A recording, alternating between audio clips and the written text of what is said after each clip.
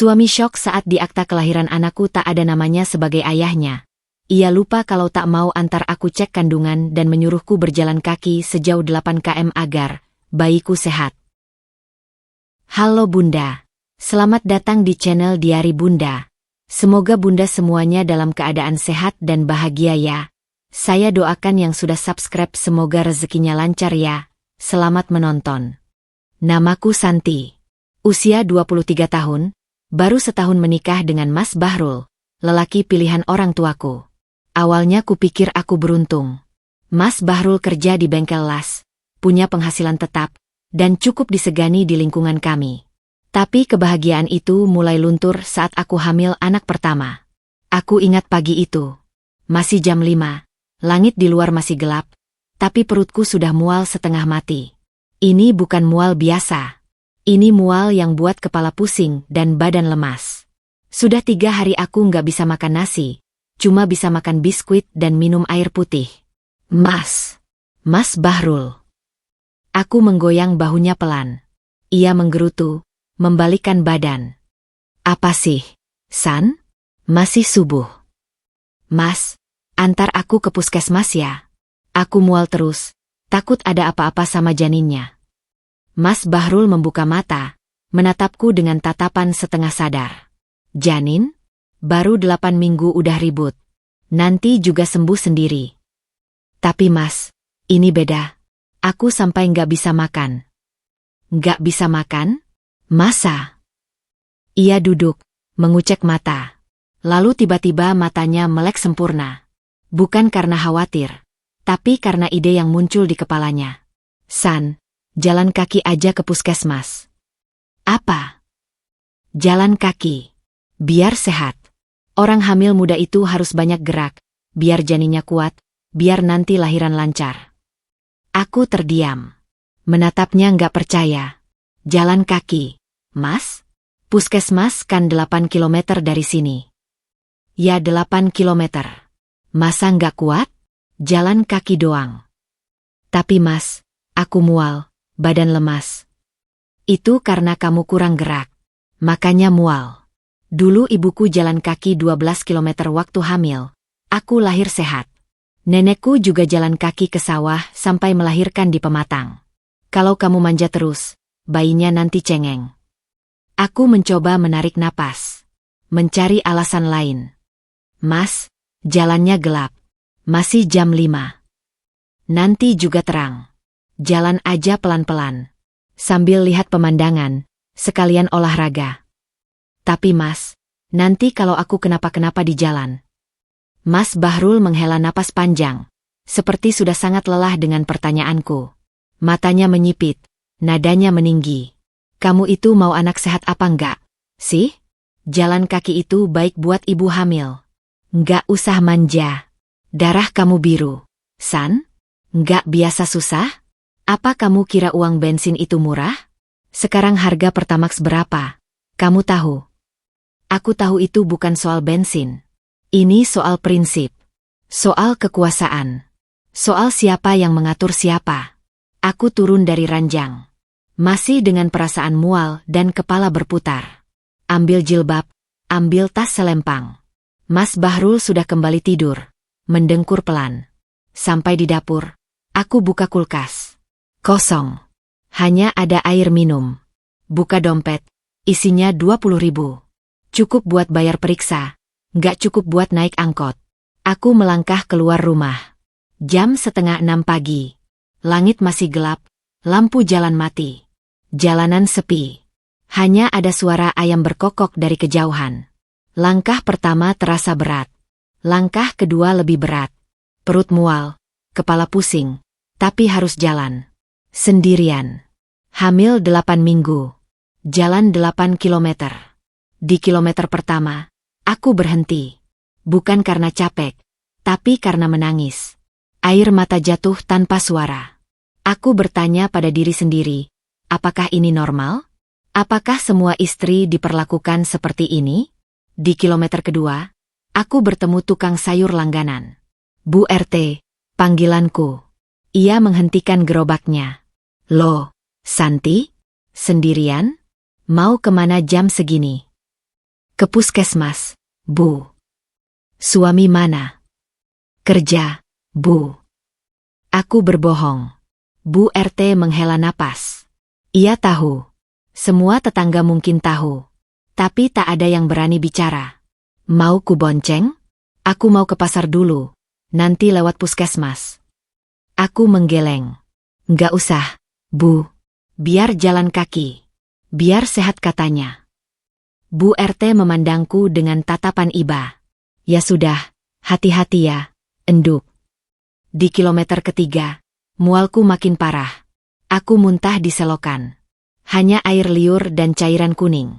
Tak ada yang keluar dari perut karena memang tak ada isinya. Sudah 3 hari makan cuma biskuit. Seorang bapak-bapak yang sedang nyapu halaman melihatku. Mbak, kenapa? Mau pingsan? Aku melambai, bilang gak apa-apa. Lalu melanjutkan perjalanan. Kaki mulai terasa seperti kapas. Di kilometer keempat, aku duduk di pinggir jalan. Sandaran di pohon pinggir trotoar.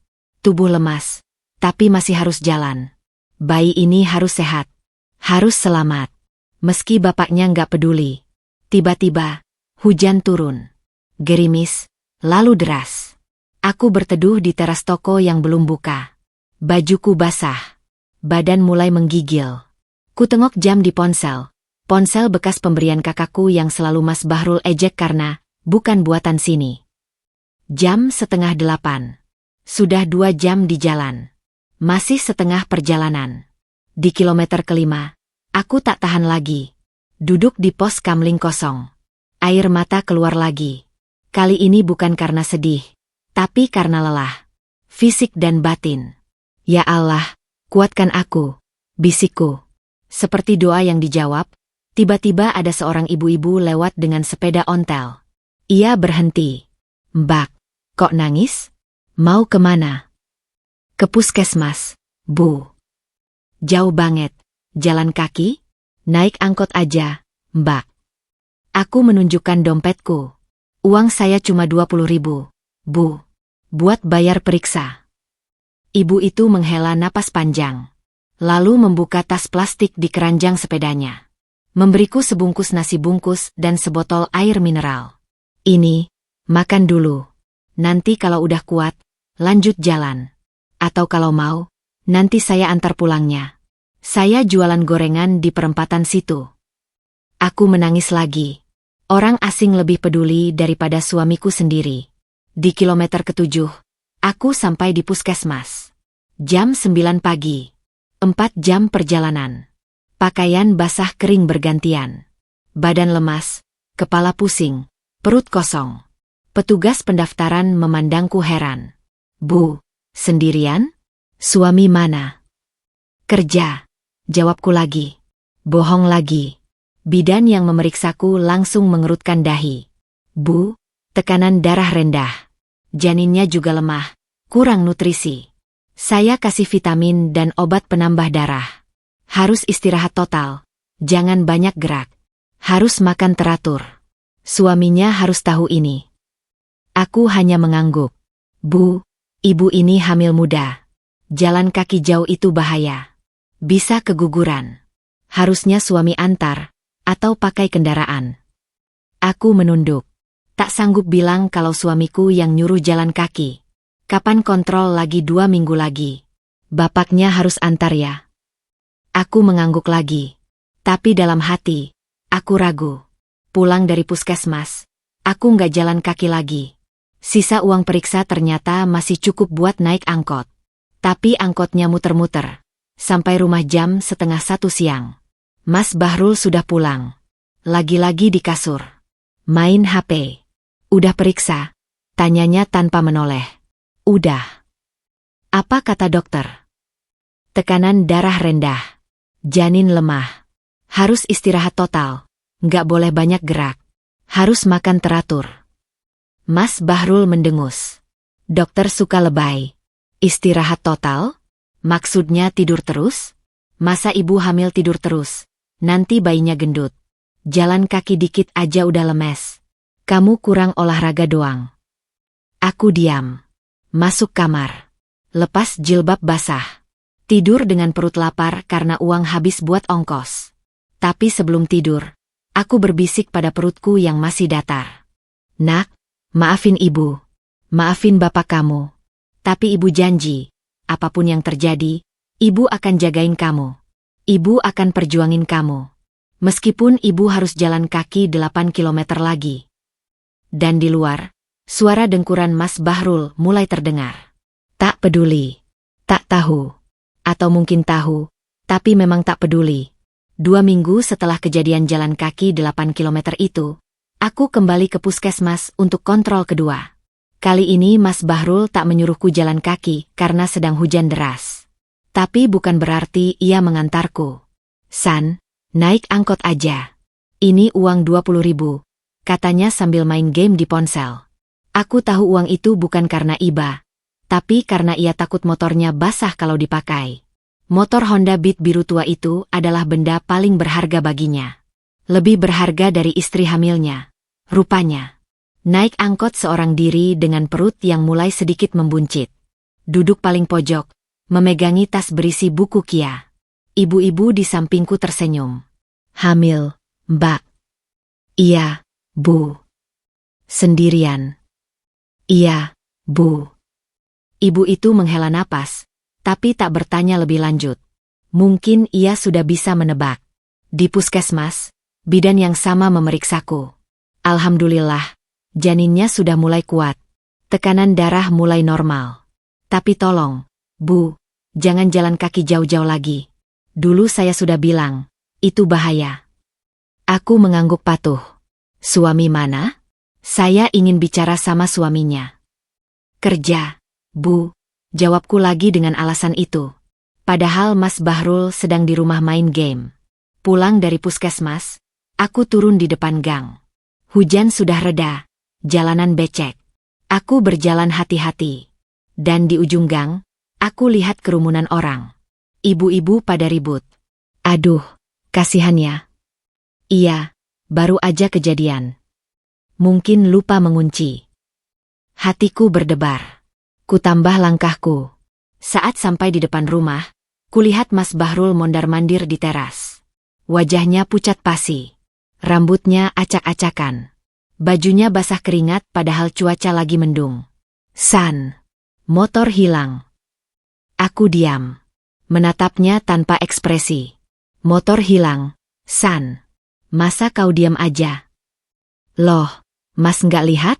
Tadi katanya diparkir depan rumah. Tadi aku cuci motor, parkir depan rumah, lupa ambil kunci. 5 menit aja aku ke belakang. Udah raib.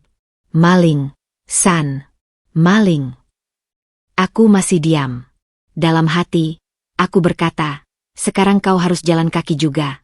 Mas, sekarang giliranmu. Tapi tak ada setetes pun iba di hatiku. Bahkan, ada rasa puas yang tak bisa kujelaskan. Sejak motor hilang itu, hidup Mas Bahrul berubah drastis. Pertama, ia harus jalan kaki ke bengkel tempatnya kerja. Jaraknya 7 kilometer dari rumah. Pulang pergi 14 kilometer. Setiap hari. Hari pertama jalan kaki, ia pulang dengan muka masam. San, kakiku pegal, remuk. Aku nggak kuat jalan jauh-jauh. Aku hanya diam, menyuapi diriku sendiri. Hari kedua, ia pulang lebih malam. San, tadi hujan deras. Aku kehujanan di jalan. Badan demam. Aku beri ia obat, tanpa banyak bicara. Hari ketiga, ia pulang sambil mengeluh. San, nggak ada yang mau nebeng aku. Temen-temen pada pelit. Aku masih diam. Hari keempat, ia mulai mengeluh lapar.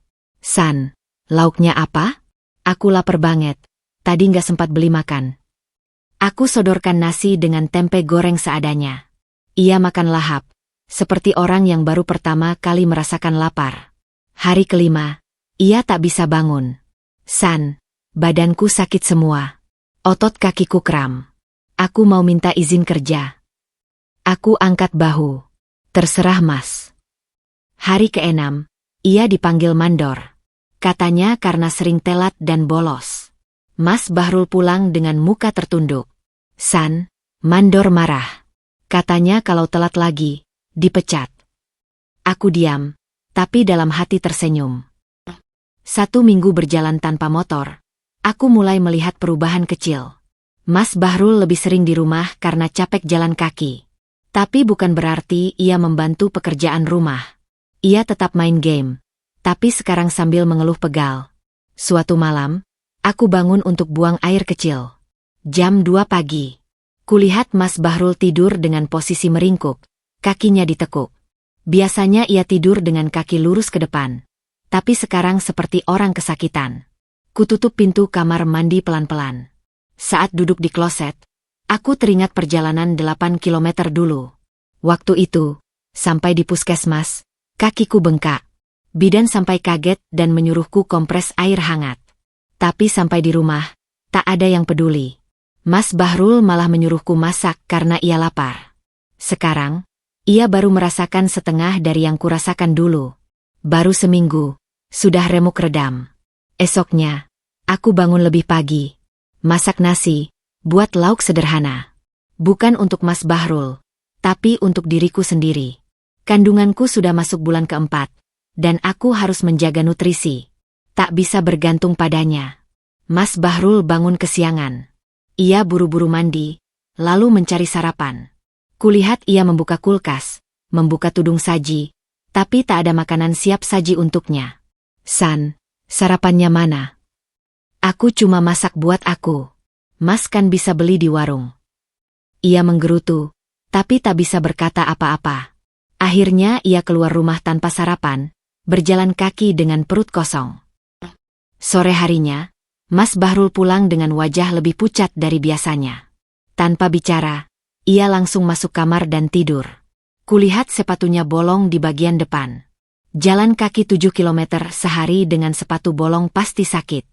Tapi aku tak menawarkan bantuan. Tak menawarkan solusi. Aku hanya menjalani peranku sebagai istri yang taat, tapi hati ini sudah beku. Malam harinya, Mas Bahrul mencoba merayuku. "San, besok temani aku ke pasar. Mau beli sepatu baru. Kamu kan bisa pilihkan yang bagus." Aku menatapnya datar. "Mas, aku hamil 4 bulan. Perut mulai besar. Jalan jauh itu berbahaya. Dokter bilang aku harus istirahat." Ia terdiam. Mungkin baru sadar bahwa kata-kataku persis seperti yang dulu ia katakan. Bedanya, dulu ia meremehkan bahaya itu. Sekarang, ia diam 1000 bahasa. Esoknya, ia pergi sendiri ke pasar. Jalan kaki. Pulang dengan sepatu baru tapi muka cemberut. Pasti sepatunya murah karena uang terbatas. Motor hilang, penghasilan mulai menipis karena sering telat. Sejak itu, kehidupan kami berjalan monoton. Aku sibuk menjaga kandungan, Mas Bahrul sibuk jalan kaki dan mengeluh. Tapi konflik mulai muncul dari luar. 2 bulan setelah motor hilang, kehidupan kami berjalan seperti air sungai di musim kemarau.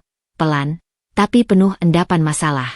Mas Bahrul masih setia jalan kaki setiap hari, meski keluhannya mulai berkurang. Bukan karena ia kuat, tapi karena ia lelah mengeluh. Aku diam-diam menikmati pemandangan itu. Tapi karma tidak berhenti di situ. Ia datang dalam berbagai rupa, dan kali ini lewat mulut tetangga. Aku ingat persis hari itu. Kamis pagi, jam 8. Aku sedang duduk di teras depan, menikmati sinar matahari yang hangat. Kandunganku sudah masuk bulan kelima. Perut mulai terlihat jelas. Janinnya aktif sekali, sering menendang-nendang. Tiba-tiba, suara ibu-ibu kompleks terdengar dari balik pagar. Rumah kami persis di depan pos ronda, tempat favorit mereka berkumpul. "Bu RT, tahu nggak? Si Bahrul itu, suami Santi, katanya pelit banget.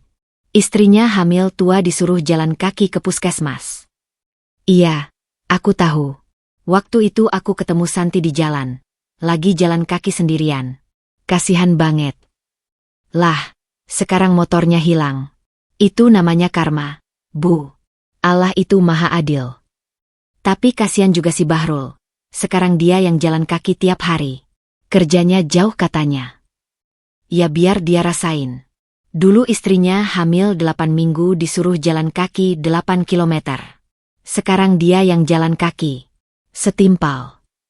Aku diam saja dari balik pagar. Tak ingin mereka tahu aku mendengar.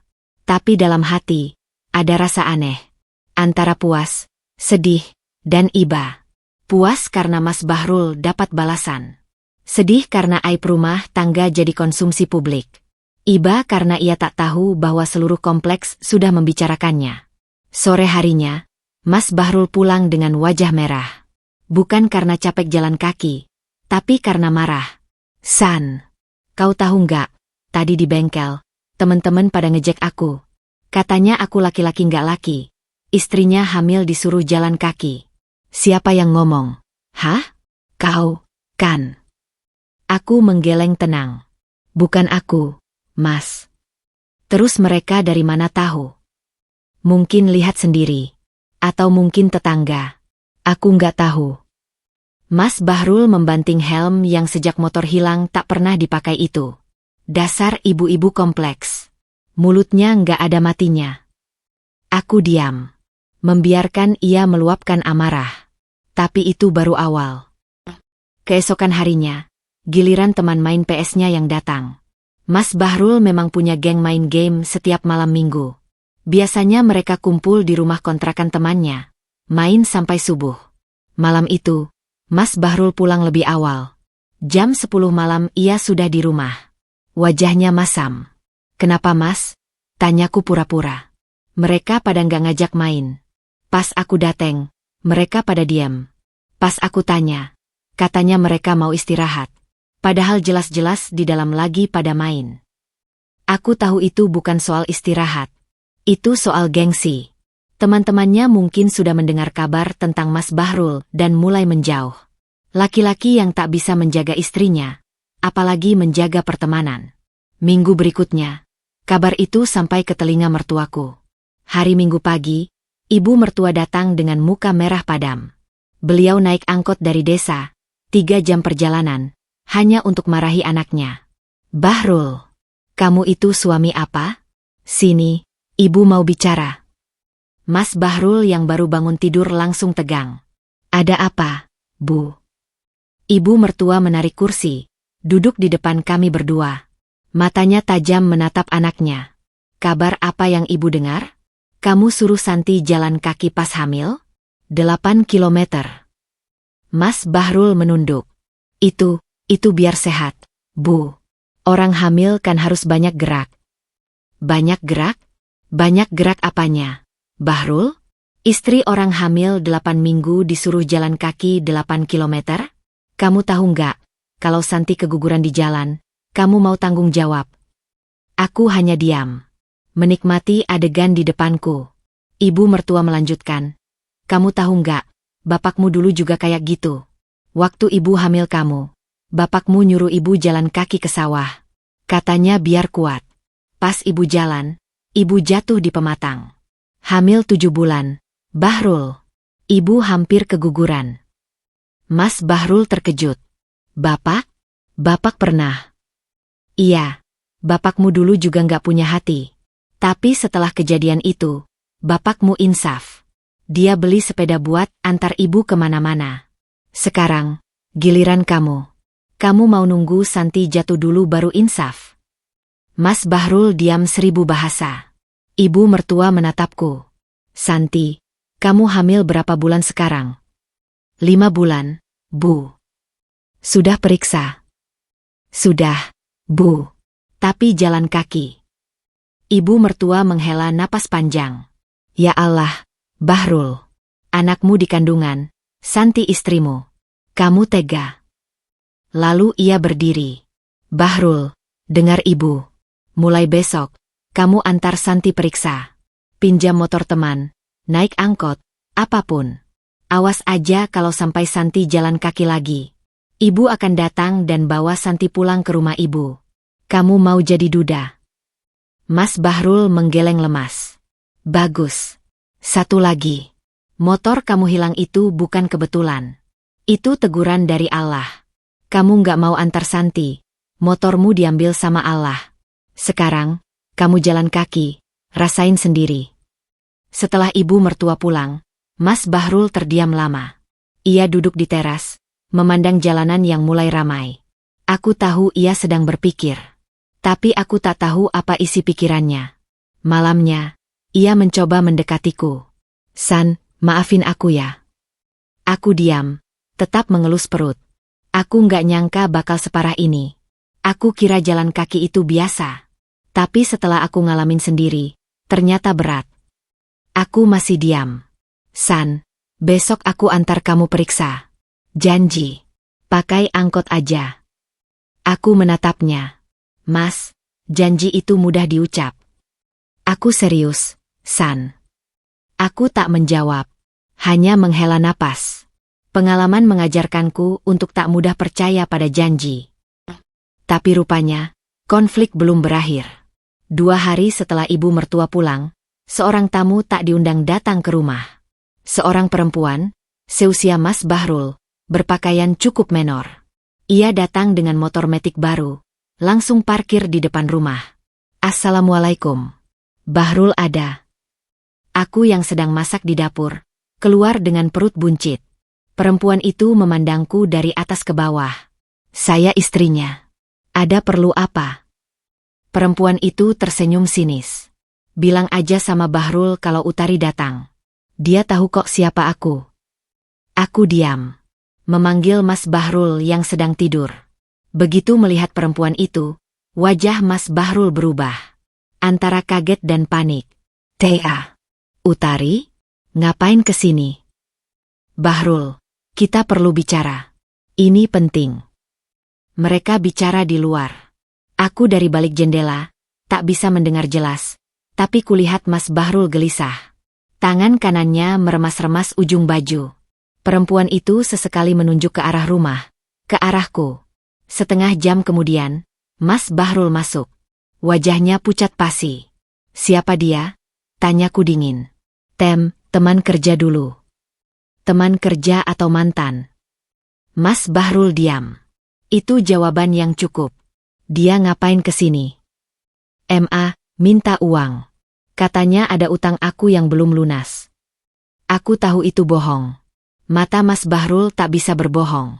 Tapi aku tak memperdalam. Biar ia bergelut dengan masalahnya sendiri. Ternyata, Utari bukan cuma datang sekali. Ia datang lagi 3 hari kemudian. Kali ini ia masuk ke rumah, duduk di ruang tamu. Matanya jelalatan ke seluruh penjuru. Rumahmu sempit juga, Bahrul. Dulu kau bilang mau punya rumah besar. Aku dari dapur, mendengar jelas. Tanganku gemetar memegang sendok sayur. Sekarang kau nikah sama orang sini. Istrimu lagi hamil. Untung ya, cepet punya anak. Padahal dulu kau bilang sama aku, kau belum mau punya anak.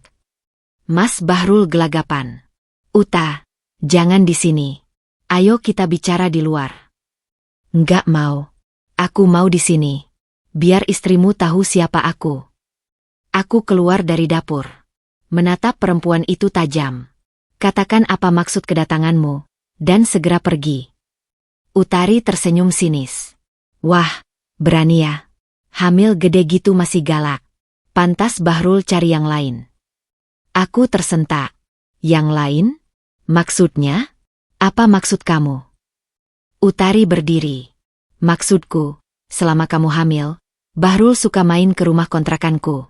Katanya butuh teman ngobrol. Tapi obrolannya bukan obrolan ringan. Tahu? Aku menatap Mas Bahrul.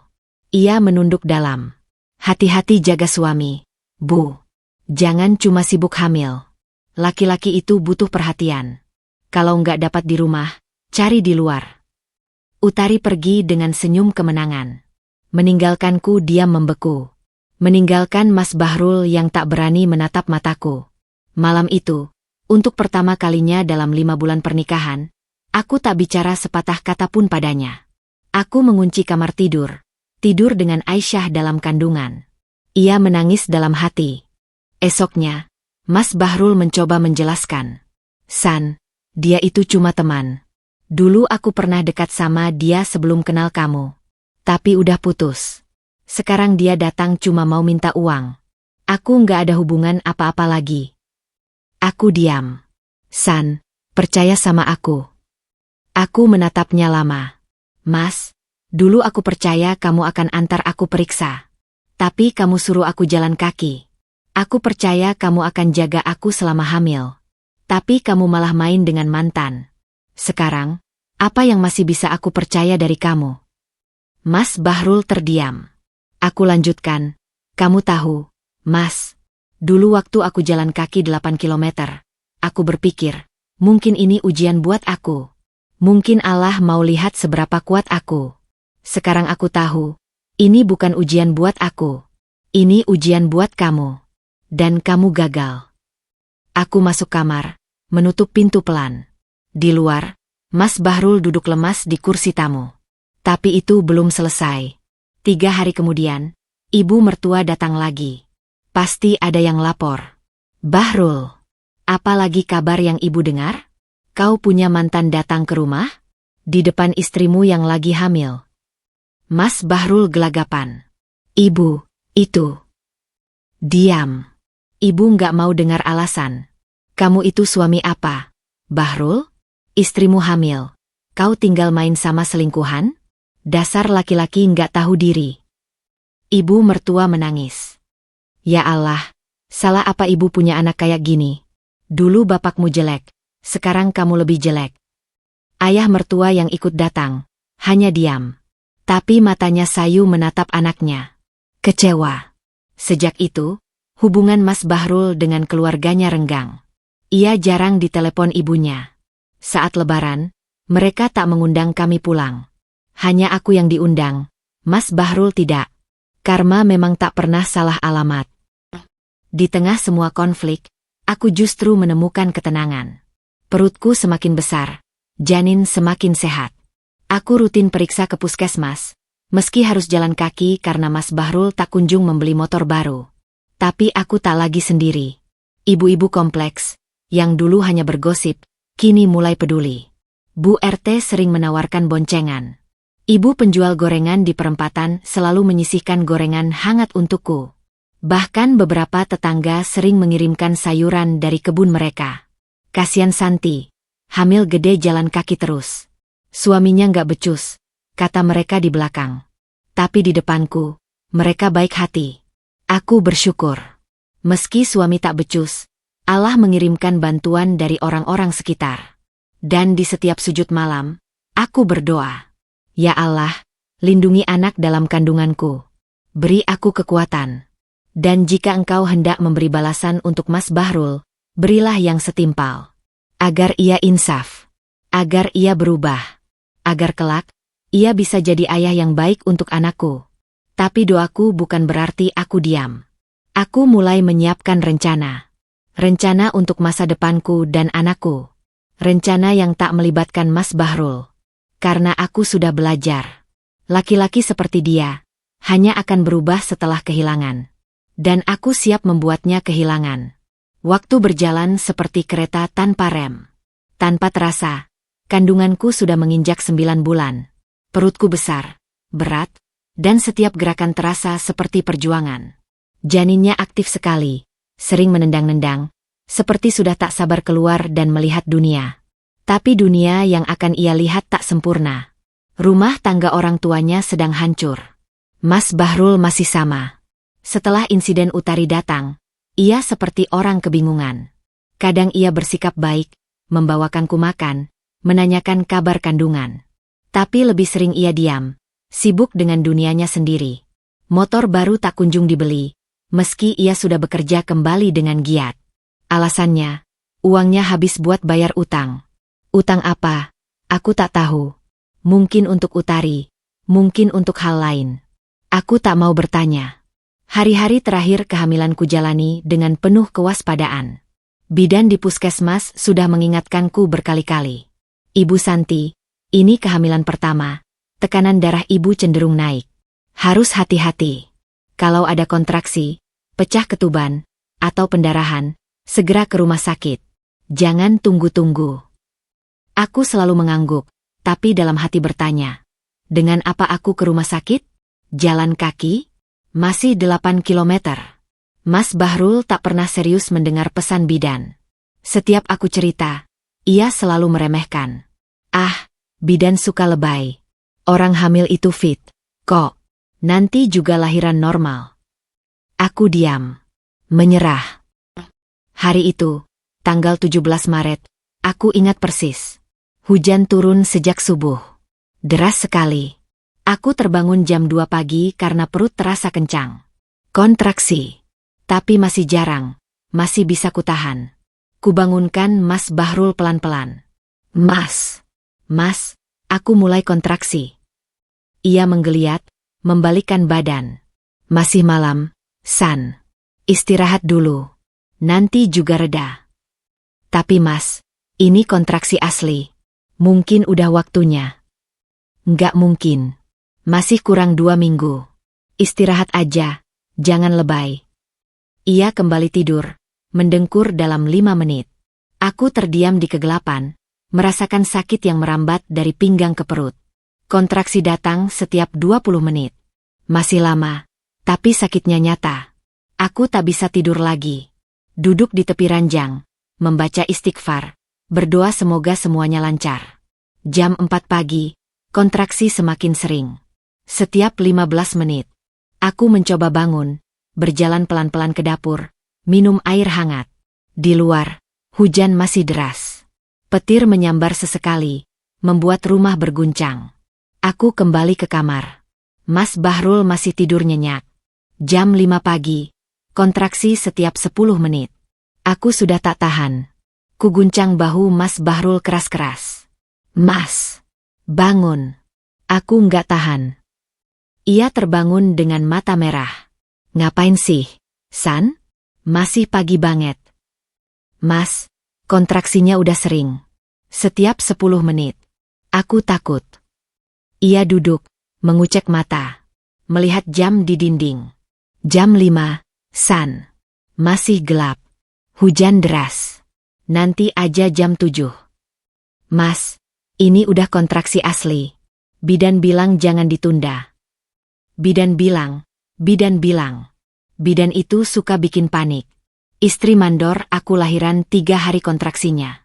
Nggak langsung. Sabar dong. Ia tidur lagi. Membelakangi aku. Aku menangis. Bukan karena sakit, tapi karena sendirian.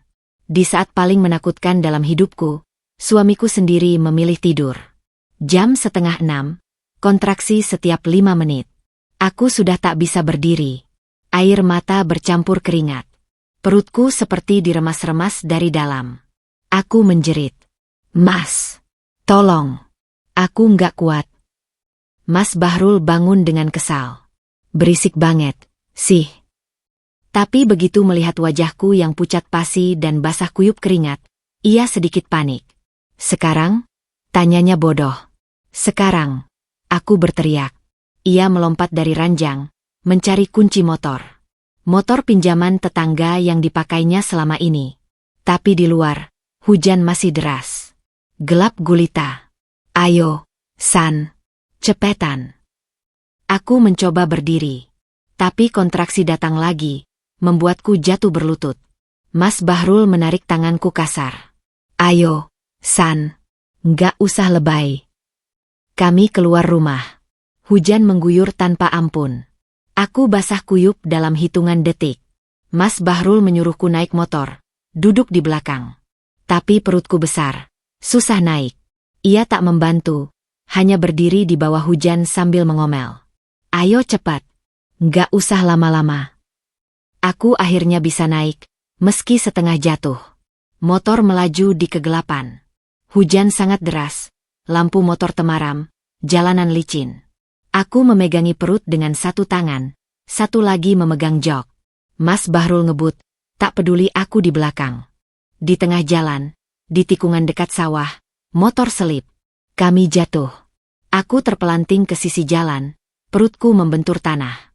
Rasa sakit luar biasa menjalar dari perut ke seluruh tubuh. Aku menjerit, tapi suaraku tenggelam oleh derasnya hujan. Mas Bahrul bangun, menggerutu sambil mengangkat motor. Sialan. Motor pinjaman lagi. Bisa rusak ini. Ia tak peduli padaku yang masih tergeletak di tanah. San. Bangun. Cepet. Nggak usah lemes. Aku mencoba bangun, tapi tak bisa. Perutku sakit luar biasa. Dan aku merasakan sesuatu yang hangat mengalir di paha. Di tengah hujan deras, kurasakan cairan itu. Air ketuban? Darah? Mas, aku berdarah. Bisikku lirih. Mas Bahrul baru sadar.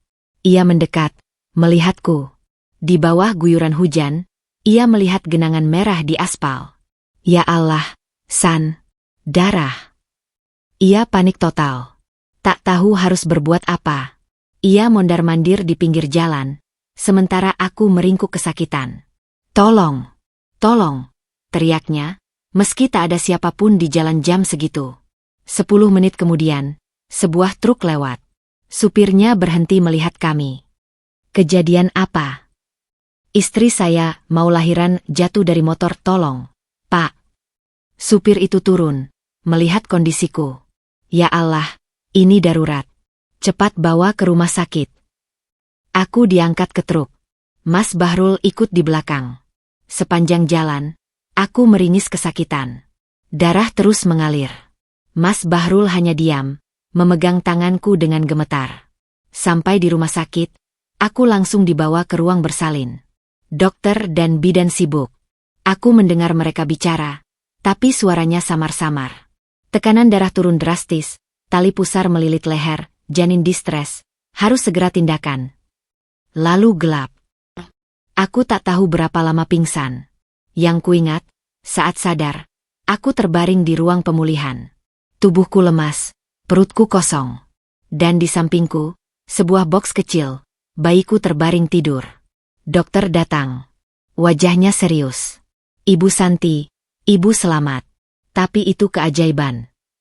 Aku mencoba bicara, suaraku serak. Bayi saya, Dok. Bayi ibu selamat. Perempuan. Tapi tali pusarnya melilit leher 3 kali.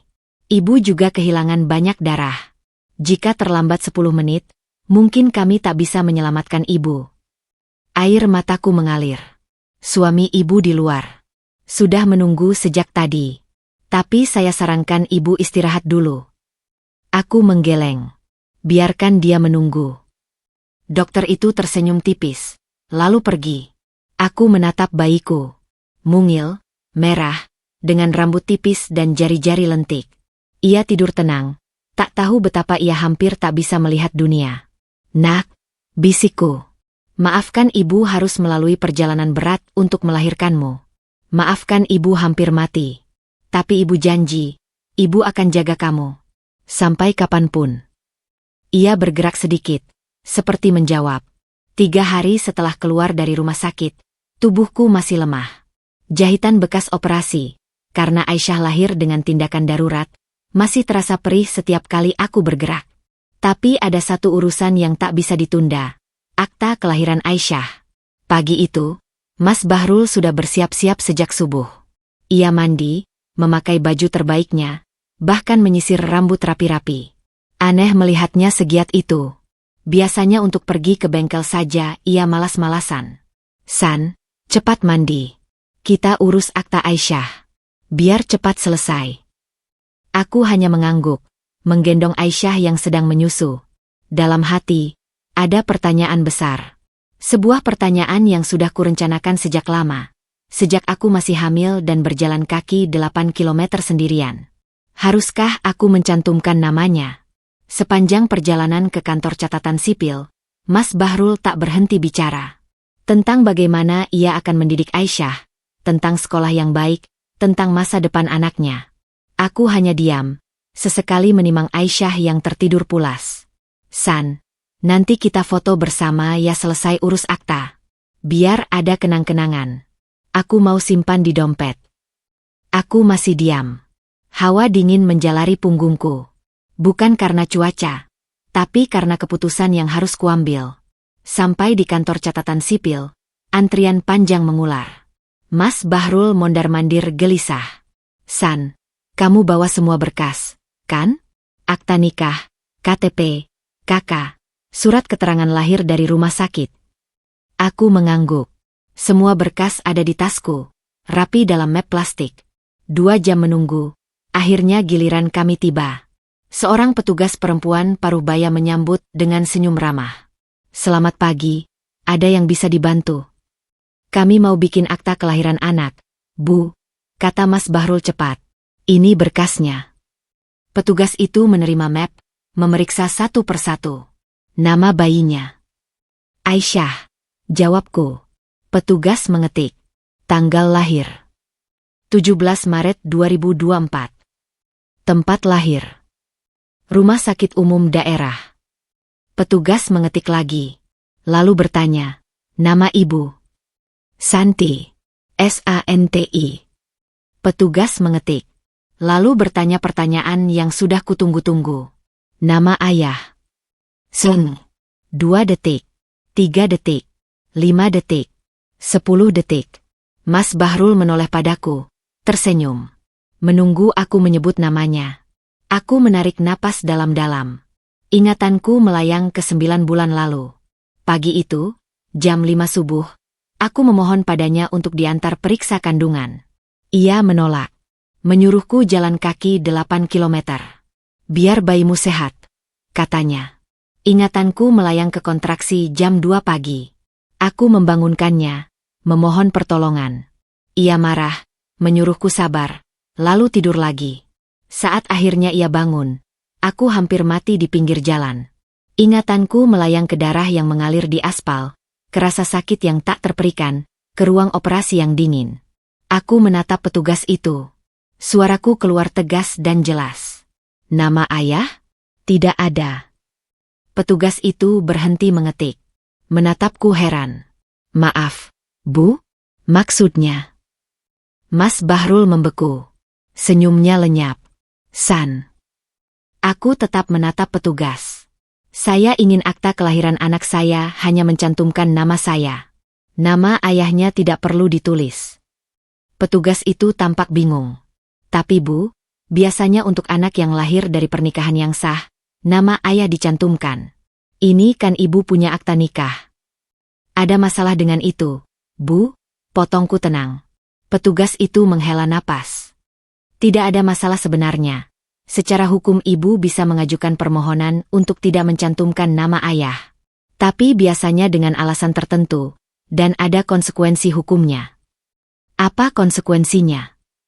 Anak Ibu secara hukum hanya diakui sebagai anak Ibu. Tidak memiliki hubungan perdata dengan ayah biologisnya.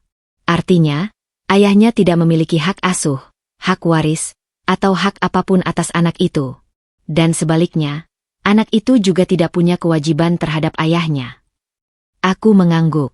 Saya paham. Saya tetap ingin begitu. Mas Bahrul mulai panik. San, apa-apaan ini? Kau serius? Aku tak menoleh padanya. Bu, apa Ibu yakin? Tanya petugas itu lagi. Saya yakin. Petugas itu menghela napas, lalu mengambil formulir tambahan. Baik, Ibu perlu mengisi formulir pernyataan ini. Isi dengan lengkap dan tanda tangan. Aku mengambil formulir itu, mulai mengisi dengan tangan tenang. Mas Bahrul mencoba merebutnya. San, berhenti. Ini anak kita berdua. Kau nggak punya hak. Aku menatapnya tajam. Aku nggak punya hak? Kamu yang bilang aku nggak punya hak? 9 bulan aku mengandung. 9 bulan aku jalan kaki periksa sendiri. 9 bulan aku makan seadanya karena uang habis buat ongkos. Dan saat aku hampir mati melahirkan, kamu tidur. Mas Bahrul membeku. Aku hampir mati, Mas. Karena kamu. Sekarang kamu bilang aku nggak punya hak. Air mata mengalir di pipiku. Tapi bukan air mata sedih. Ini air mata kemarahan yang tertahan selama 9 bulan. Aku kembali mengisi formulir. Menulis nama, Santi. Tanda tangan. Lalu mengembalikannya ke petugas. Petugas itu menatapku dengan iba. Lalu mengetik sesuatu di komputernya. Baik, Bu.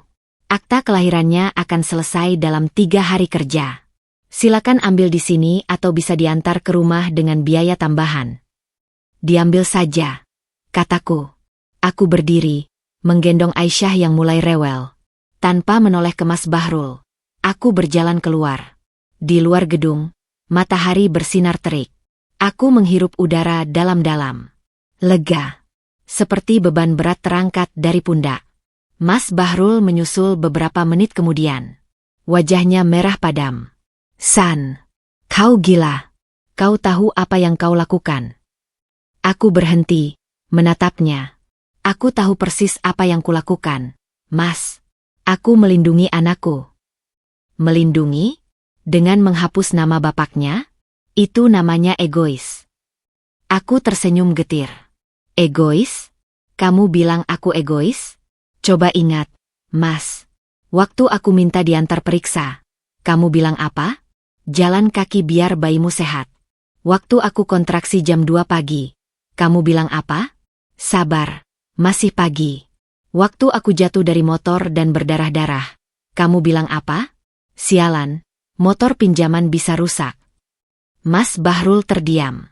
Sekarang aku minta satu hal. Satu hal kecil. Aku minta anakku punya identitas yang benar. Identitas yang hanya mencantumkan orang yang benar-benar memperjuangkannya sejak dalam kandungan. Dan kamu bilang aku egois. Mas Bahrul menunduk. San, aku minta maaf. Aku salah. Tapi ini anak kita. Jangan bawa-bawa anak dalam masalah kita. Aku tak bawa anak dalam masalah kita, Mas. Aku justru melindunginya dari masalah kita. Suatu hari nanti, kalau dia besar, dia akan tahu siapa ayahnya. Tapi saat itu, dia juga akan tahu bagaimana ayahnya memperlakukan ibunya selama hamil.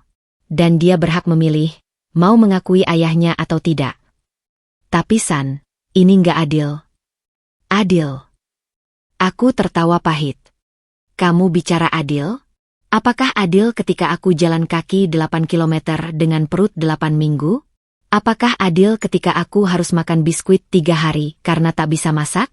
Apakah adil ketika aku hampir mati di pinggir jalan? Itu adil, Mas. Mas Bahrul tak menjawab. Aku sudah muak dengan kata adil. Sekarang, aku mau pulang. Aisyah perlu menyusu. Aku meninggalkannya di depan kantor catatan sipil. Sendirian. Menatap kepergianku dengan mata berkaca-kaca. 3 hari kemudian, aku kembali ke kantor catatan sipil. Sendirian. Mas Bahrul tak kutawari ikut, dan ia juga tak menawarkan diri. Mungkin masih syok. Atau mungkin sedang merencanakan sesuatu. Petugas yang sama menyambutku. Selamat pagi, Bu Santi. Akta kelahiran Aisyah sudah selesai. Ia menyerahkan selembar kertas biru. Akta kelahiran. Kutatap dengan seksama. Nama, Aisyah. Tempat, tanggal lahir, kota, 17 Maret 2024. Nama ibu, Santi. Nama ayah, kosong. Sepetak kecil di kertas resmi pemerintah, kosong melompong. Ada perasaan aneh di dadaku. Antara sedih, lega, dan takut. Sedih karena anakku tak punya nama ayah di identitas resminya. Lega karena ia tak perlu terikat dengan laki-laki yang nyaris membunuhnya sebelum lahir. Takut karena ini keputusan besar yang akan berdampak seumur hidup.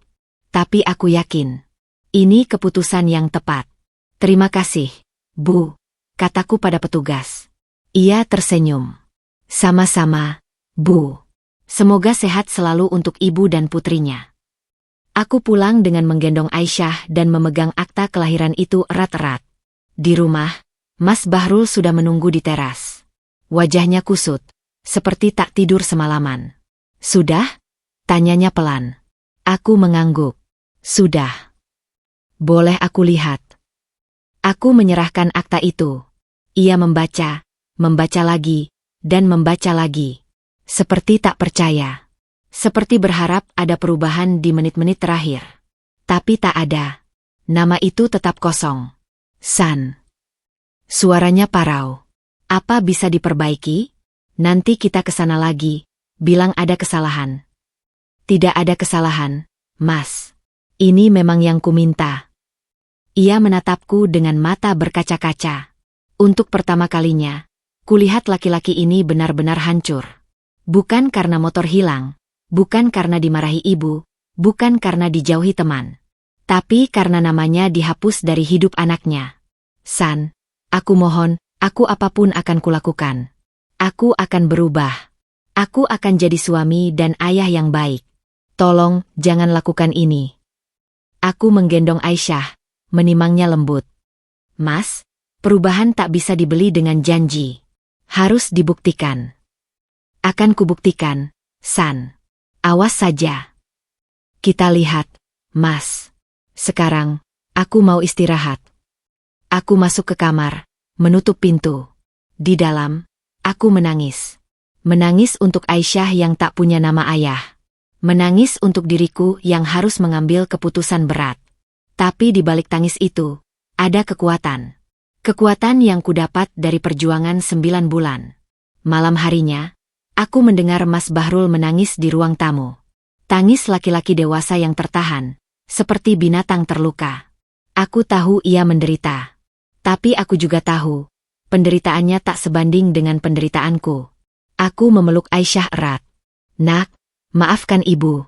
Suatu hari nanti, kau akan mengerti. Ibu melakukan ini semua untuk melindungimu. Aisyah bergerak dalam tidurnya, seperti mengerti. Keesokan harinya, aku mulai membereskan kamar. Aku berencana pindah. Bukan karena takut pada Mas Bahrul, tapi karena aku butuh ruang. Butuh waktu sendiri. Butuh membangun hidup baru untuk Aisyah. Mas Bahrul melihatku mengemas baju. Kau mau kemana, San? Aku mau kontrak rumah dekat pasar. Biar dekat tempat jualan. Kita tinggal di sini saja. Aku akan cari uang lebih. Aku menggeleng. Mas, aku butuh waktu sendiri. Butuh ruang. Kau juga butuh waktu untuk membuktikan perubahanmu. Kita nggak bisa tinggal bersama dalam keadaan seperti ini. Ia terdiam. Mungkin mengerti. Tapi Aisyah, aku bisa lihat Aisyah. Bisa. Tiap minggu kau boleh datang. Tapi ingat, perubahan harus kau buktikan. Ia mengangguk pasrah. 2 hari kemudian, aku pindah ke kontrakan kecil dekat pasar. Hanya 1 kamar, dapur sempit, kamar mandi di luar. Tapi cukup. Aku beli peralatan jualan gorengan dari uang tabungan selama hamil. Uang yang kusisihkan diam-diam dari belanja bulanan. Ibu penjual gorengan di perempatan yang dulu menolongku, membantuku memulai. Ia mengajariku resep, menunjukkan tempat beli bahan murah, bahkan meminjamkan gerobak bekas. Santi, kamu wanita hebat.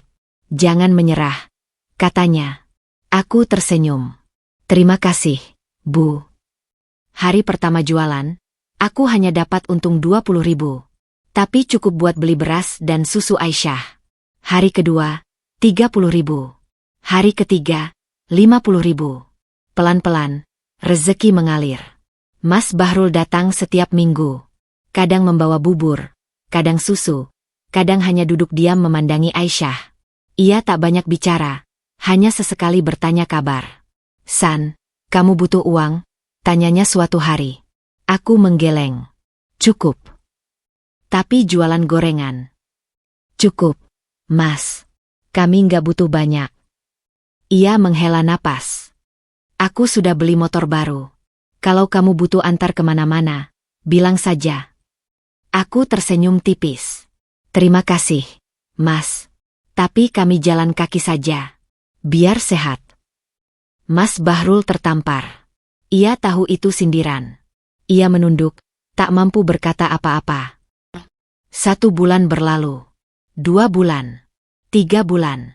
Aisyah tumbuh sehat, gemuk, dan lucu. Ia mulai tersenyum, mulai mengenali wajahku, mulai meraih mainan. Setiap malam sebelum tidur, aku bacakan doa dan kukisah padanya tentang ibu yang berjuang. Tentang jalan kaki 8 kilometer. Tentang hujan deras di subuh buta. Tentang darah di aspal. Tentang cinta yang tak pernah padam. Aisyah, kau lahir dari perjuangan. Kau anak hebat. Ibu sayang kamu. Dan Aisyah akan tersenyum, seolah mengerti. Sementara di luar, di kontrakan kecil yang kusewa, Mas Bahrul duduk di kursi bambu. Memandangi kami berdua dari balik jendela. Air matanya jatuh diam-diam. Tapi belum cukup. Belum cukup penyesalannya. Karma masih bekerja. Dan puncaknya akan datang. Saat Mas Bahrul harus memohon di ambang pintu. Saat ia harus merasakan sendiri bagaimana rasanya dihapus dari kehidupan orang yang paling ia cintai. Tapi itu cerita nanti. Sekarang, aku dan Aisyah bahagia. Dengan akta kelahiran yang hanya mencantumkan satu nama. Nama ibu. Nama Santi. Nama yang memperjuangkannya sejak dalam kandungan. Nama yang hampir mati melahirkannya. Nama yang akan selalu ada untuknya. Sampai kapanpun. 6 bulan sudah Aisyah lahir ke dunia. 6 bulan aku menjalani hidup sebagai ibu tunggal. Meski secara status masih terikat pernikahan. Mas Bahrul masih rutin datang setiap minggu. Kadang membawa baju baru untuk Aisyah, kadang membawa susu, kadang hanya duduk diam memandangi anak itu dengan mata sayu. Aku melihat perubahan padanya. Rambut yang dulu selalu rapi disisir ke belakang, kini sering acak-acakan. Badannya yang dulu tegap, kini mulai membungkuk. Matanya cekung, seperti kurang tidur. Ia bekerja di bengkel dengan giat, tapi kabarnya sering lembur sampai malam. Teman-temannya bilang ia jadi pekerja paling rajin, mungkin untuk melupakan masalah. Tapi perubahan fisik tak cukup. Aku butuh perubahan hati. Hari Minggu itu, ia datang lebih awal. Jam 8 pagi ia sudah di depan pintu kontrakanku, membawa bubur ayam dan susu formula. San, ini buat Aisyah. Aku beli bubur kesukaannya, katanya pelan. Aku menerima bungkusan itu. Terima kasih, Mas. Ia duduk di kursi bambu depan rumah, seperti biasa. Tak berani masuk tanpa izin. Aku membiarkannya di sana, sambil menyuapi Aisyah yang lucu dengan 2 gigi mungilnya. San, boleh aku gendong Aisyah? Tanyanya ragu. Aku menatapnya.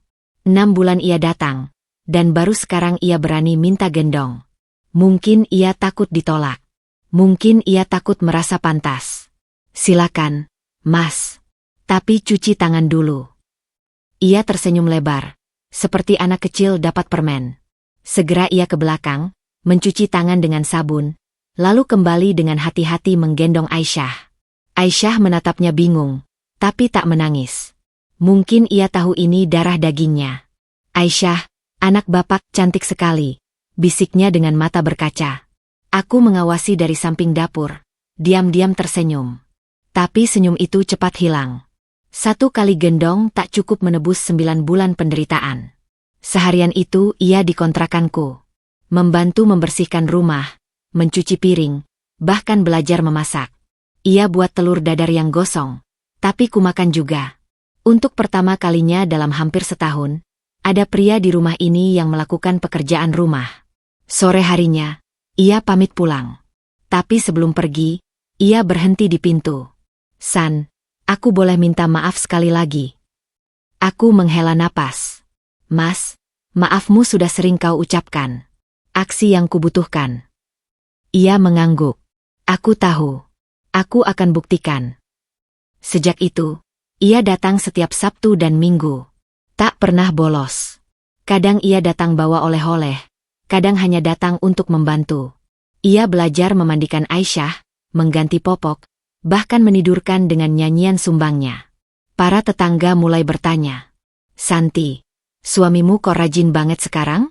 Dulu kan gak pernah kelihatan. Aku hanya tersenyum. Dia sedang belajar jadi ayah, Bu. Belajar jadi ayah? Bukannya dia bapaknya? Tanya mereka heran. Aku tak menjawab.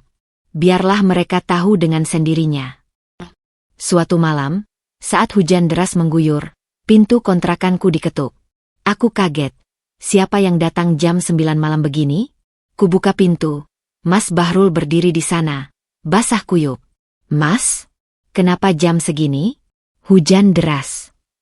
San, aku diusir dari kos. Gak punya tempat tinggal. Aku terkejut. Diusir? Kenapa? Ia menunduk. Nunggak bayar 3 bulan. Gajiku habis buat bayar utang-utang lama. Utang ke rentenir buat modal usaha yang bangkrut dulu. Aku diam. Kasihan. Tapi ini bukan tanggung jawabku. San, boleh aku numpang semalam? Di teras aja. Nggak usah masuk. Aku janji nggak ganggu. Aku menatapnya lama. Hujan deras. Ia basah kuyup. Matanya memelas. Aisyah di dalam sudah tidur. Masuklah. Tapi ingat, cuma malam ini. Ia masuk dengan hati-hati, seperti takut mengotori lantai. Kudandani ia handuk dan baju kering punya almarhum bapak yang kusimpan. Ia duduk di pojok ruang tamu, menggigil. Malam itu, kami bicara panjang. Untuk pertama kalinya dalam setahun, kami bicara bukan sebagai suami istri yang retak, tapi sebagai dua manusia yang saling berbagi cerita. San, aku tahu aku jahat. Aku egois. Aku pikir selama aku kerja dan kasih uang, itu cukup. Aku lupa kamu butuh perhatian, butuh ditemani, butuh dihargai. Aku diam, mendengarkan. Waktu motor hilang, aku marah.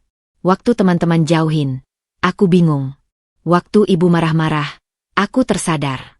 Tapi puncaknya waktu kamu gak tulis nama aku di akta Aisyah. Itu hancurin aku, San. Aku nangis semalaman. Aku baru sadar, ini akibat dari semua yang aku lakuin. Air matanya jatuh. Aku diam, hati gemuruh. Aku gak minta kamu maafin aku sekarang. Aku cuma mau kamu tahu, aku benar-benar berubah. Bukan karena aku mau balik sama kamu. Tapi karena aku mau jadi bapak yang baik buat Aisyah. Meskipun namaku nggak ada di akta, meskipun aku cuma bisa lihat dia seminggu sekali, aku mau jadi bapak. Aku menatapnya. Mas, dulu aku pernah bilang, kita lihat nanti. Sekarang, aku lihat usahamu. Tapi aku masih belum bisa percaya sepenuhnya. Aku tahu, nggak apa-apa. Aku akan terus buktikan. Malam itu, ia tidur di kursi panjang ruang tamu. Aku di kamar dengan Aisyah. Tapi untuk pertama kalinya, ada rasa hangat di rumah ini. Rasa yang sudah lama hilang. Tapi keesokan paginya, masalah datang. Saat aku buka pintu, seorang perempuan berdiri di sana. Utari. Masih dengan motor metik baru dan dandanan menor. Selamat pagi. Bahrul di sini, kan? Aku diam. Mas Bahrul yang mendengar suara itu langsung bangkit dari kursi. Uta? Ngapain lagi kau kesini? Utari tersenyum sinis. Nagih utang, dong. Kamu pikir bisa kabur dari aku? Utangmu 15 juta, Bahrul. Aku tungguin sampai kapanpun. Aku terkejut. Utang? Mas, utang apa lagi ini? Mas Bahrul menunduk. Itu, utang buat modal usaha dulu. Dia yang kasih pinjaman. Utari tertawa. Bukan cuma utang, Bu. Dia juga utang perasaan sama aku.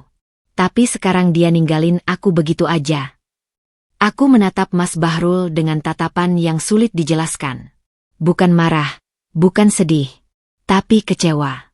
Kecewa karena baru kemarin malam ia berkata manis. Ternyata masih ada utang masa lalu yang belum selesai. Utari, kita selesain di luar. Jangan di sini, kata Mas Bahrul menarik tangannya. Mereka pergi keluar. Aku mendengar ribut-ribut sebentar. Lalu motor itu pergi. Mas Bahrul masuk dengan wajah pucat. San, aku bisa jelasin. Jangan, Mas. Aku nggak perlu penjelasan. Ini urusanmu. Urus dulu utang-utangmu dan masa lalumu. Urus dulu hidupmu. Urus dulu dirimu sebelum kamu bisa jadi ayah buat Aisyah. Mas Bahrul terdiam. Lalu perlahan, ia mengemas barangnya. Sebelum pergi, ia menatapku. San, aku akan beresin semua. Utang, masa lalu, semuanya. Aku akan kembali sebagai orang yang baru. Dan saat itu, aku akan minta maaf lagi. Dan kali ini, mungkin kau bisa percaya. Ia pergi, meninggalkanku dengan Aisyah di gendongan. Aku menangis. Bukan karena ia pergi, tapi karena untuk pertama kalinya, aku melihat ketulusan di matanya. Dan itu membuatku takut. Takut untuk berharap lagi. Tapi di sisi lain, aku juga lega. Ia pergi untuk memperbaiki diri. Itu lebih baik daripada ia di sini dengan masalah yang tak selesai. 2 minggu kemudian, kabar datang. Mas Bahrul masuk rumah sakit. Katanya dikeroyok orang suruhan Utari karena tak bisa bayar utang. Aku terkejut, langsung menggendong Aisyah dan pergi ke rumah sakit. Di sana, ia terbaring dengan perban di kepala dan tangan. Wajahnya bengkak. Tapi saat melihatku, Ia tersenyum. San, kamu datang. Aku duduk di sampingnya, meletakkan Aisyah di pangkuan. Kenapa nggak lapor polisi? Sudah. Utari udah ditahan. Ternyata dia penipu. Banyak orang jadi korban. Pinjaman uang dengan bunga tinggi, lalu kirim preman kalau telat bayar. Aku menghela napas. Mas, kamu ini, kenapa nggak cerita dari awal? Karena aku malu, San.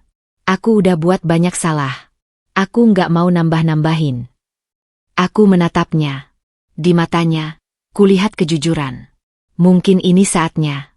Mas, aku belum bisa bilang aku memaafkanmu. Tapi aku tidak lagi membencimu. Itu sudah kemajuan, kan?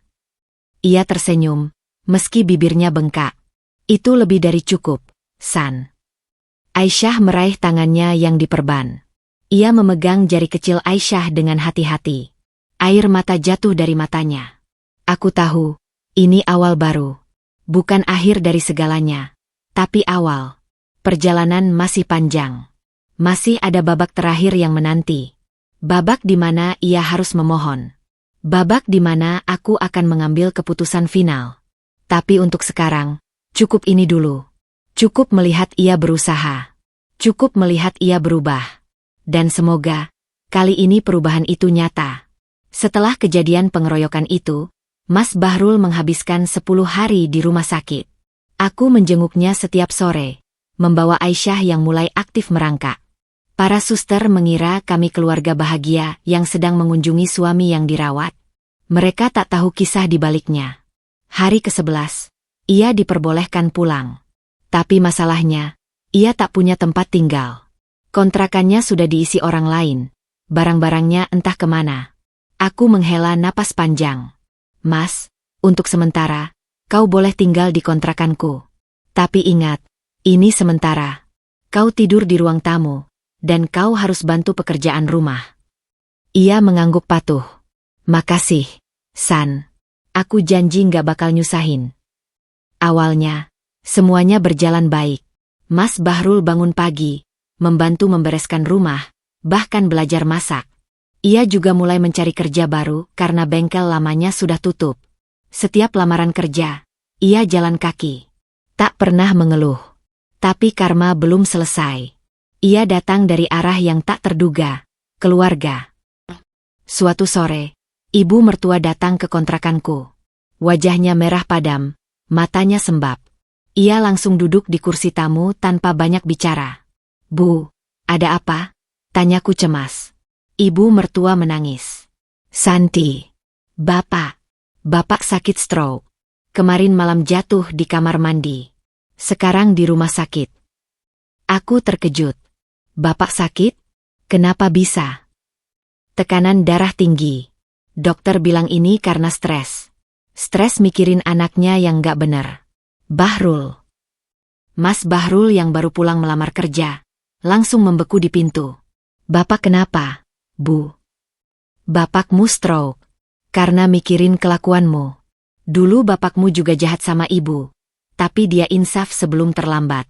Kamu? Sampai tua bapakmu masih mikirin kamu. Mas Bahrul terdiam. Wajahnya pucat pasi. Kami bergegas ke rumah sakit. Di ruang icu, bapak mertua terbaring dengan selang di mana-mana. Matanya terpejam, dadanya naik turun pelan. Mas Bahrul duduk di sampingnya, memegang tangan bapaknya. Pak, Bahrul di sini.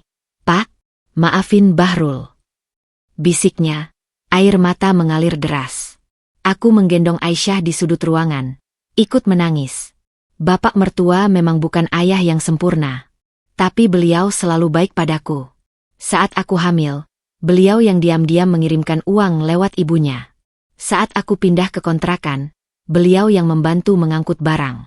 Sekarang, beliau terbaring karena stres memikirkan anaknya. 3 hari di ICU, bapak mertua akhirnya sadar. Tapi tubuhnya lumpuh sebelah. Ia tak bisa bicara jelas, hanya menggerutu dan menunjuk-nunjuk. Mas Bahrul tak pernah meninggalkan sisinya. Ia tidur di kursi rumah sakit, makan seadanya, dan setiap hari memijat kaki bapaknya yang kaku. Suatu malam, saat aku menjenguk, bapak mertua menunjuk ke arah Mas Bahrul. lalu ke arahku. Ia menggerakkan tangannya, seperti mempertemukan dua jari. Mungkin maksudnya agar kami rukun kembali. Aku tersenyum getir. Pak, doakan saja yang terbaik. Bapak mertua mengangguk pelan. Air mata jatuh di pipinya yang keriput. 3 minggu kemudian, bapak mertua pulang ke desa. Kondisinya sedikit membaik, tapi masih perlu perawatan intensif. Mas Bahrul memutuskan ikut ke desa untuk merawat bapaknya. Aku harus pergi, San. Bapak butuh aku. Ini tanggung jawabku. Aku mengangguk. Pergilah, Mas.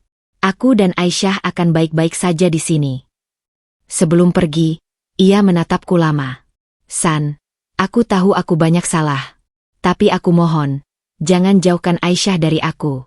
Dia satu-satunya alasan aku mau berubah. Kau yang harus buktikan, Mas. Bukan aku. Ia mengangguk, lalu mengecup kening Aisyah yang tertidur. Ia pergi malam itu, naik bus ke desa. Meninggalkanku dengan perasaan campur aduk. 2 bulan berlalu. Mas Bahrul mengabari setiap minggu. Kadang telepon, kadang kirim pesan. Ia cerita tentang bapak yang mulai bisa duduk, tentang ibunya yang mulai tenang, tentang ia yang membuka bengkel kecil di desa. San, bengkelku mulai ramai. Orang desa pada butuh las buat pagar, teralis, sama peralatan tani. Alhamdulillah, rezeki mulai lancar. Aku senang mendengarnya. Tapi masih ada ganjalan di hati. Mas, kalau bengkelmu sudah ramai, apa kau akan lupa sama Aisyah? San, jangan pernah berpikir begitu. Aisyah adalah motivasiku. Setiap malam sebelum tidur, aku lihat fotonya. Itu yang buat aku semangat. Aku diam. Antara percaya dan tidak. Suatu hari, kabar mengejutkan datang. Ibu mertua meninggal dunia. Serangan jantung, kata dokter. Mas Bahrul telepon dengan suara parau. San, ibu nggak ada. Aku terkejut. Astagfirullah, kenapa bisa? Jantung. Dokter bilang ini sudah lama, tapi ibu nggak pernah cerita. Mungkin karena stres mikirin bapak, mikirin aku. Aku bunuh ibu, San. Aku. Mas, jangan bilang begitu. Ini takdir Allah. Tapi Mas Bahrul terus menyalahkan diri sendiri. Di pemakaman ibunya, ia menangis terseduh-seduh, memeluk pusara, memohon ampun. Aku datang dengan Aisyah, ikut mendoakan. Sejak kematian ibunya, Mas Bahrul berubah drastis. Ia lebih pendiam, lebih sering termenung, lebih banyak beribadah. Ia mengurus bengkel dengan giat, merawat bapaknya yang semakin renta, dan setiap malam telepon untuk sekadar mendengar suara Aisyah. Aku mulai iba, tapi belum sepenuhnya percaya. Suatu malam, ia telepon dengan suara berbeda. San, aku mau ngomong sesuatu. Apa, Mas? Aku tahu mungkin ini terlalu dini. Tapi aku mau minta restu. Restu apa? Aku mau melamar kamu lagi. Bukan sebagai suami yang dulu, tapi sebagai orang baru. Aku mau menikahimu lagi dengan niat yang baru. Dengan tekad yang baru. Dengan cinta yang baru. Aku terdiam. Jantungku berdetak kencang. San, aku tahu aku pernah hancurin kamu. Aku tahu aku pernah nyakitin kamu. Tapi aku mohon, beri aku kesempatan sekali lagi.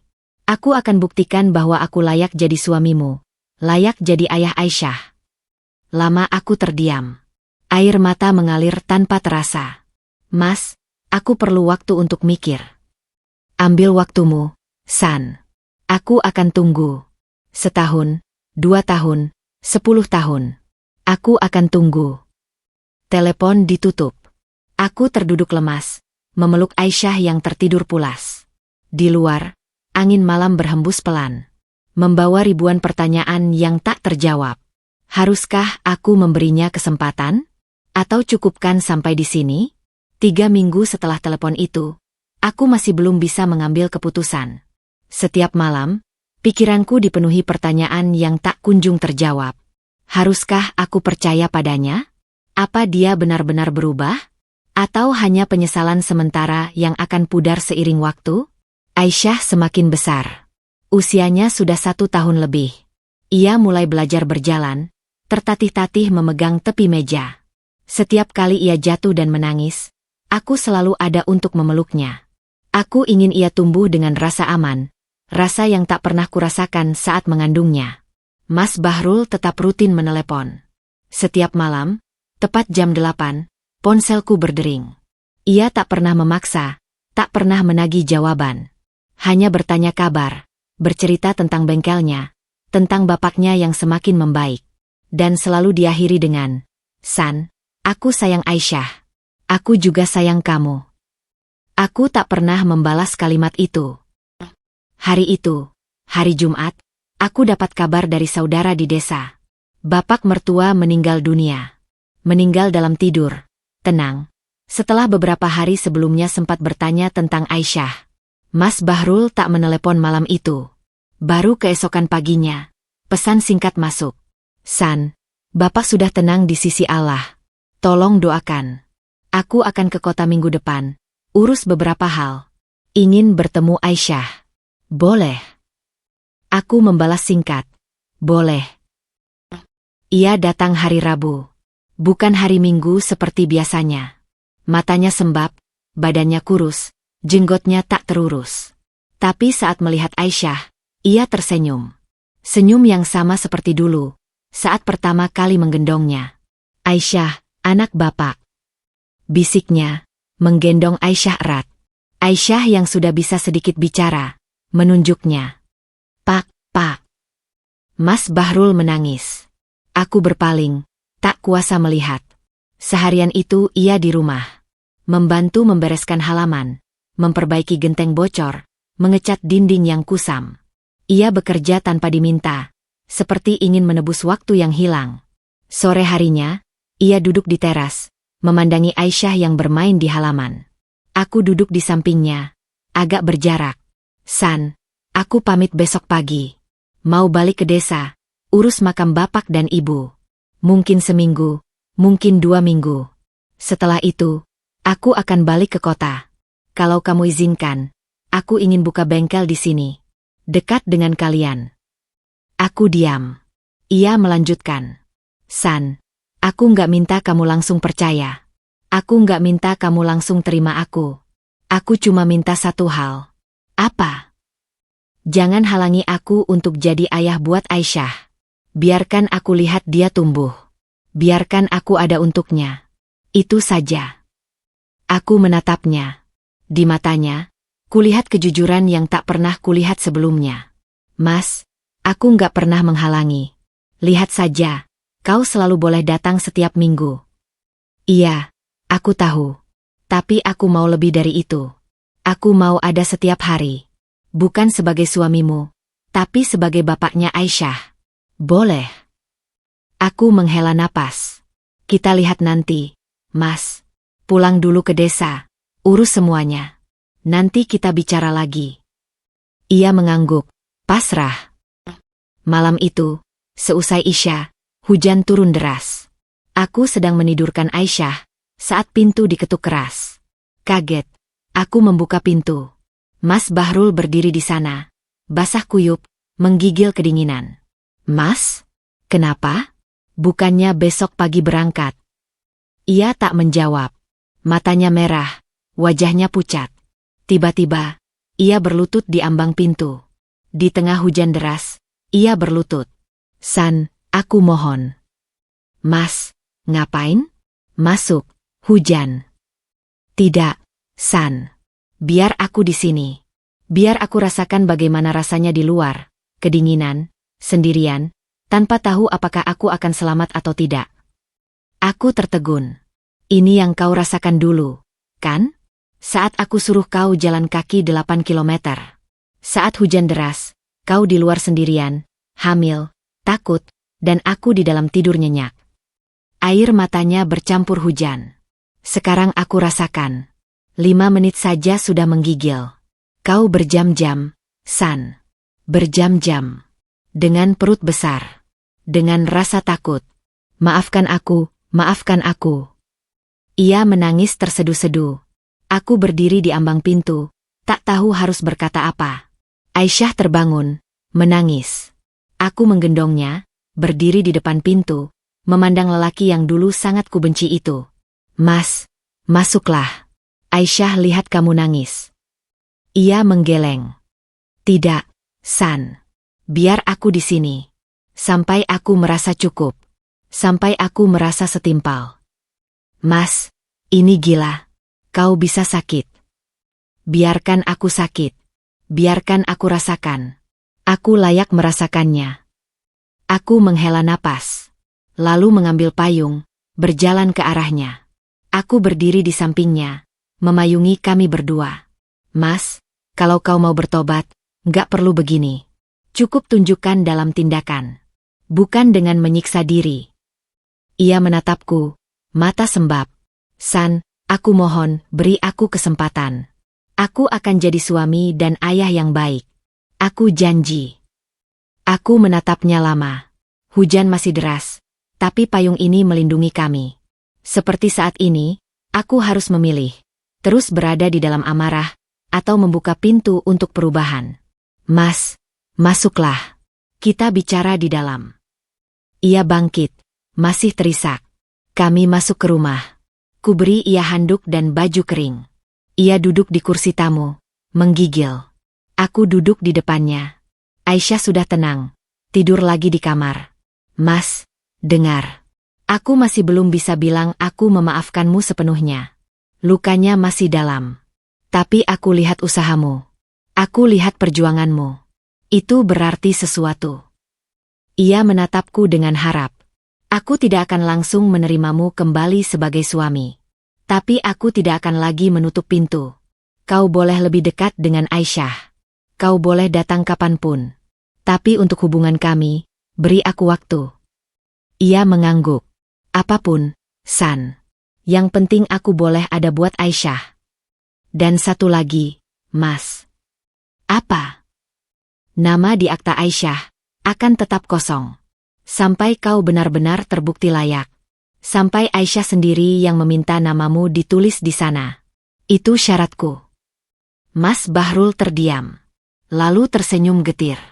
Itu syarat yang berat, San. Tapi aku terima. Aku akan buktikan, pada Aisyah, bahwa aku layak disebut ayah. Malam itu, ia tidur di kursi tamu. Dan untuk pertama kalinya dalam 2 tahun, aku tidur dengan hati yang sedikit lebih ringan. Bukan karena aku sudah memaafkan. Tapi karena aku mulai bisa membayangkan masa depan. Masa depan di mana Aisyah punya ayah yang hadir. Masa depan di mana aku punya suami yang bertanggung jawab. Masa depan yang mungkin, hanya mungkin, bisa terwujud. Tapi masih panjang jalan yang harus ditempuh. Masih ada satu babak terakhir yang menanti. Babak penentuan. 2 tahun berlalu sejak malam hujan itu. 2 tahun Mas Bahrul membuktikan perubahan. 2 tahun ia setia datang, setia membantu. Setia menjadi ayah bagi Aisyah meski namanya tak tercantum di akta kelahiran.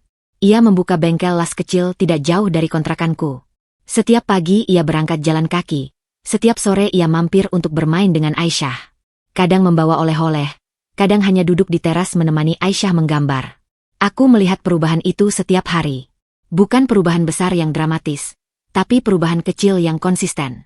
Ia tak pernah marah saat Aisyah rewel. Ia sabar mengajarinya berjalan, berbicara, dan sekarang membaca. Ia menabung setiap bulan untuk biaya sekolah Aisyah kelak. Aku juga berubah. Perlahan, lukaku mulai sembuh. Bukan berarti aku lupa, tapi aku belajar memaafkan. Bukan untuk dia, tapi untuk diriku sendiri. Untuk Aisyah. Untuk masa depan. Hari itu, Aisyah genap berusia 3 tahun. Mas Bahrul datang pagi-pagi dengan kado besar berbentuk boneka. Aisyah berteriak senang. Memeluknya erat. Pak, Pak, Aisyah suka. Ia tersenyum, menggendong Aisyah. Matanya berkaca-kaca setiap kali Aisyah memanggilnya. Pak. Panggilan yang tak pernah ia minta, tapi selalu ia syukuri. Sore harinya, setelah Aisyah tidur siang, ia duduk di sampingku di teras. San, aku mau ngomong sesuatu. Apa, Mas? Ia menghela napas. 3 tahun sudah aku berusaha. 3 tahun aku buktikan. Aku tahu mungkin ini belum cukup. Tapi aku ingin bertanya. Aku diam, menunggu. San, apa kau sudah bisa memaafkanku? Aku menatapnya lama. Lalu tersenyum tipis. Mas, maaf itu bukan soal bisa atau tidak. Maaf adalah proses. Dan aku sudah melalui proses itu. Ia menatapku dengan harap. Aku memaafkanmu, Mas. Bukan karena kau sudah cukup menderita. Bukan karena kau sudah berubah. Tapi karena aku ingin move on. Aku ingin hidupku tidak lagi dibayangi masa lalu. Air mata jatuh di pipinya. Tapi ingat, Mas, memaafkan tidak berarti melupakan. Aku tidak akan pernah lupa apa yang terjadi. Tapi aku tidak akan lagi menyimpannya sebagai dendam. Ia mengangguk, terisak. San, terima kasih. Terima kasih sudah memberiku kesempatan. Aku menghela napas. Mas, masih ada satu hal. Apa? Nama di akta Aisyah. Kau ingat syaratku dulu. Ia mengangguk. Aisyah sendiri yang harus meminta. Benar. Sekarang, terserah Aisyah. Kalau dia suatu hari nanti bertanya dan ingin namamu ditulis, aku akan mengurusnya. Tapi kalau tidak, biarkan seperti itu. Ia tersenyum getir. Aku terima, San. Yang penting aku bisa jadi ayah buat dia, meski tanpa nama di kertas. Malam itu, untuk pertama kalinya dalam 3 tahun, kami makan malam bersama seperti keluarga. Aisyah duduk di antara kami, tertawa riang. Dan untuk pertama kalinya, aku merasakan kehangatan yang lama hilang. 3 bulan kemudian, sebuah kejutan datang. Aisyah yang sedang menggambar di ruang tamu, tiba-tiba bertanya, "Ma, kenapa di buku Aisyah cuma ada nama Mama?" Aku tertegun. Maksud Aisyah? Ini loh, buku Aisyah dari sekolah. Surat keterangan lahir katanya. Kok cuma ada Mama? Papa mana? Aku menatap Mas Bahrul yang juga membeku. Kami saling pandang. Sayang, itu karena dulu Mama belum tulis nama Papa. Jawabku hati-hati. Kenapa? Aku menarik napas. Karena dulu Papa belum jadi Papa yang baik. Tapi sekarang Papa sudah baik, kan? Aisyah mengangguk polos. Papa baik. Papa beliin Aisyah boneka. Papa ajarin Aisyah baca. Iya, Nak. Ma, Aisyah mau nama Papa ditulis. Biar semua orang tahu kalau Aisyah punya Papa baik. Aku menatap Mas Bahrul. Air mata mengalir di pipinya. Ia tak sanggup berkata-kata. Kamu yakin, sayang? Tanyaku. Aisyah mengangguk semangat. Yakin, Ma. Aisyah mau nama Papa. Aku tersenyum. Baiklah, besok Mama urus. Aisyah berlari memeluk Mas Bahrul. Pak, nanti nama Papa ada di buku Aisyah.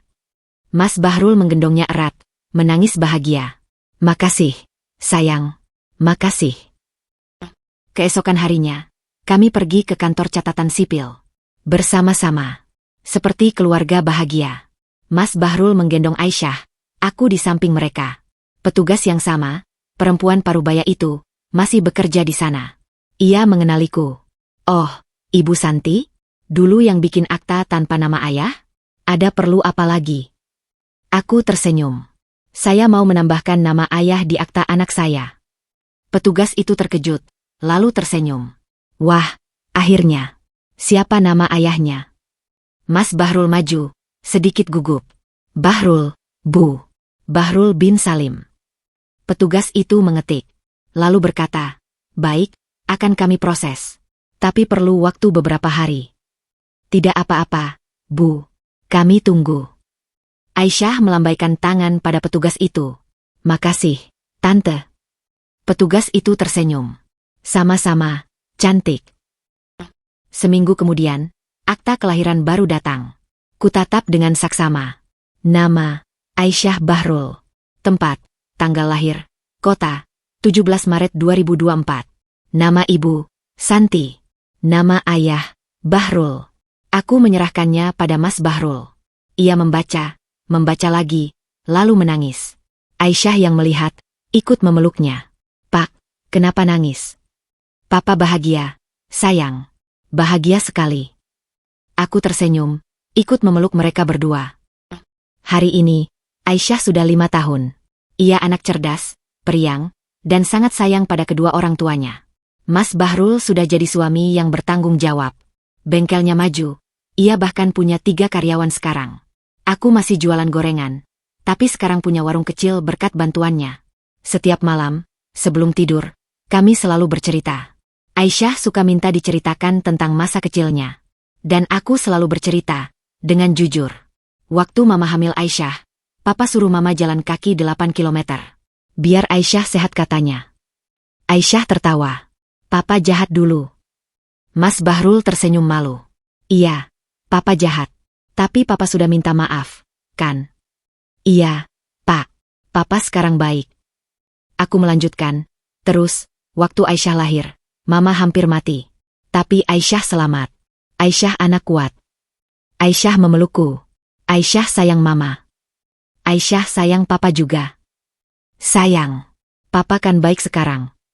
Kami tertawa bertiga. Hangat. Bahagia. Terkadang, di malam yang sunyi, aku masih teringat perjalanan 8 kilometer itu. Rasa sakitnya, takutnya, sendirinya. Tapi sekarang, saat melihat Mas Bahrul tertidur di sampingku dan Aisyah di antara kami, rasa sakit itu berubah menjadi pelajaran. Bahwa perubahan itu mungkin. Bahwa manusia bisa berubah. Bahwa cinta bisa tumbuh kembali, meski pernah hampir mati. Aku mengecup kening Aisyah, lalu kening Mas Bahrul. Ia terbangun sedikit, tersenyum, lalu kembali tidur. Di luar, bulan purnama bersinar terang. Seperti hatiku yang dulu gelap, kini mulai terang. Bukan karena lupa, tapi karena memaafkan. Bukan karena sempurna, tapi karena menerima. Dan di akta kelahiran Aisyah, sekarang ada 2 nama. 2 orang yang berjuang dengan cara masing-masing. 2 orang yang belajar dari kesalahan. 2 orang yang memilih untuk tetap bersama, meski jalan yang ditempuh begitu panjang dan berliku. Jalan 8 kilometer. Yang akhirnya membawa kami pulang. Ke rumah yang hangat. Ke keluarga yang utuh. Ke cinta yang baru.